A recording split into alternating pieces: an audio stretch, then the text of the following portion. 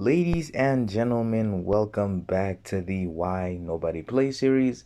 And in today's video, we're going to be discussing the golden boy, and that is Adam Warlock. Now, before we get into the video, let me actually explain why this video is titled this, rather than any of the other two titles that I normally use. Adam Warlock is pretty much just everywhere in these categories. Let me say Adam Warlock, he's pretty much just in a weird spot.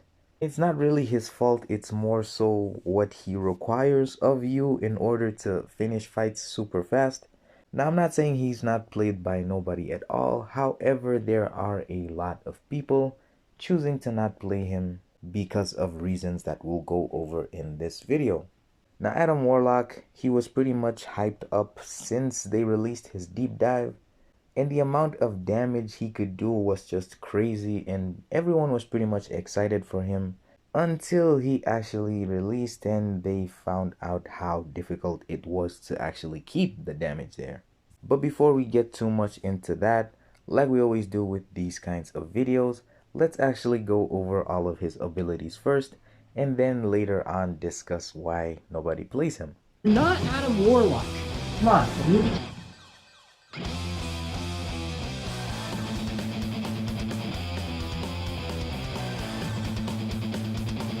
He passively gains 2.5% of a bar of power each second, but his combat power rate is reduced by 25%. Now, when his power is stolen, he pretty much stops gaining power over time for 12 seconds. However, when he is power drained or power burned, he gains a non-stacking 50% energized passive for 12 seconds.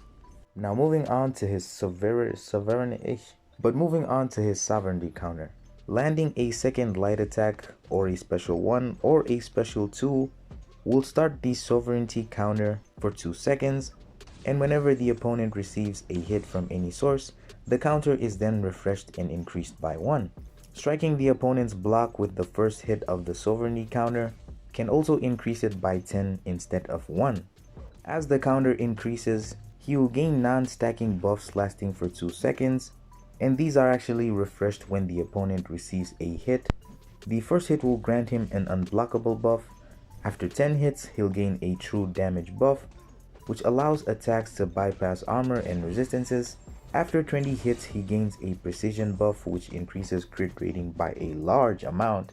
After 30 hits, he gains a fury buff, which increases his attack rating by, oh my goodness. And at 40 hits, it'll actually end the sovereignty counter and all the buffs granted by it. However, he will gain a stackable fury buff, which increases attack rating by a certain amount for 60 seconds, and this is paused while the sovereignty counter is active, and the max amount of fury buffs that you can have is 2. All of his buffs will be paused while Adam is inside the Stasis Pod, as well as during the opponent's special 1 as well as their special 2. Once the sovereignty counter expires, it'll go on cooldown for 10 seconds and grant a sovereignty buff which lasts for 30 seconds. However, this buff is paused while the sovereignty counter is active. Additionally, if you actually trigger the parry mastery stun, his sovereignty counter will end and all the above non-stacking buffs will also be ended. The max amount of sovereignty buffs he can have is 1, and they actually can't have their ability accuracy reduced or nullified or staggered or fate stealed by champions. New personal buffs will also become sovereign, meaning they can't have their ability accuracy reduced. But moving on to his Stasis Pod. As a defender, pretty much activates this when he reaches 25% of his max health, and when he reaches it after a 2-second delay, he will then enter his Stasis Pod for 2 seconds. And as an attacker, double tapping the block will actually cause him to enter his Stasis Pod for 2 seconds. Now, while the Stasis Pod is active, Adam will then be locked into place and will be unable to use any attacks or be interrupted, and all of incoming damage is reduced by 75%. However, he regenerates 74% of all incoming damage unless he's suffering from a soul barb effect. When he enters the Stasis Pod, he gains an energy protection buff which grants him immunity to shock, incinerate, cold snap, and frostbite for 60 seconds. And immediately as he emerges from the Stasis Pod, he gains invulnerability for 0.25 seconds, Also, while the sovereignty counter is active, he inflicts a 20% taunt debuff, and while the sovereignty counter's cooldown is complete, it'll inflict a 20% intimidate debuff for 4 seconds, however is removed when Adam strikes the opponent's block. Now moving on to his special attacks. Special 1. While he has a personal precision buff, the final hit will actually inflict a stun debuff which lasts for 1.25 seconds. The Special 2. After the attack, he enters the Stasis Pod for 2 seconds, and this ability can actually trigger multiple times in the fight. He also gains an energy protection buff from the Stasis Pod which only lasts for 2 seconds. And finally, the Special 3.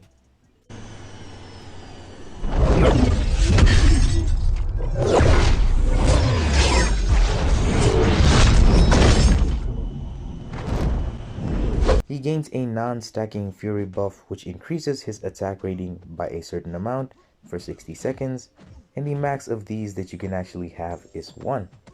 But moving on to his awakened ability. Whenever he enters the Stasis Pod, he gains a regen buff, healing from 2 to 10% of missing health over 2 seconds, and when the opponent strikes into the pod, they have a 10 to 100% chance to be inflicted with a stun debuff for 2 seconds, unless they're suffering from a soul barb effect. And that is pretty much Adam Warlock. Not sure why he likes sleeping in his coffin so much or whatever that is. Definitely a powerhouse of a champion, a lot of yellow numbers, and a lot of damage inflicted in only a short period of time if you can play him properly.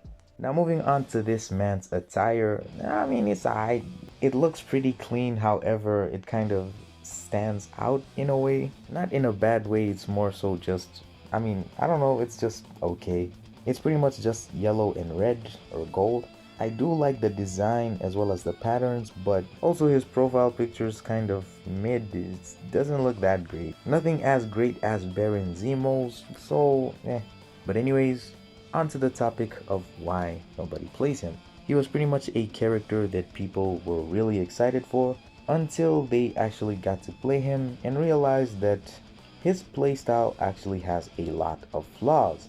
His playstyle pretty much requires you to play super perfectly and to have the AI cooperate with you, as well as just play super aggressive, which isn't really that great, because as soon as the AI goes passive, or as soon as you miss a hit, or as soon as you parry, your sovereignty counter will pretty much just end like that. These things go away pretty fast, and so you pretty much want to be as aggressive as you can.